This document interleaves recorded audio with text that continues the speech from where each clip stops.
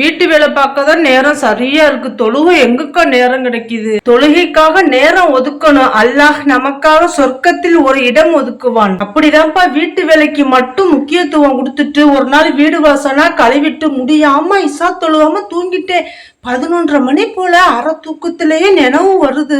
தொழுகாம தூங்குனா என்ன தண்டனைன்னு தெரிஞ்சே நம்ம தூங்குறமே. முழிக்கும் போது கபூர்ல இருந்தா என்ன செய்யறதுன்னு வாரி சுருட்டு எந்திரிச்சு தொழுது அழுது துவா செஞ்சதுக்கு அப்புறம் தான் உள்ளமே அமைதியா இருந்துச்சு. மௌத்த நினைக்கும் தானே வாரி சுருட்டு தொழுவணும். அதனாலதான் அல்லாட்ட மரண சிந்தனையவே கேட்பேன். இந்த துனியால எம்புட்டு வசதிகள் இருக்கு அல்லாட்ட கேக்குறதுக்கு. அதை கேட்காம மௌத்துடைய சிந்தனையக்கா கேக்குறிய?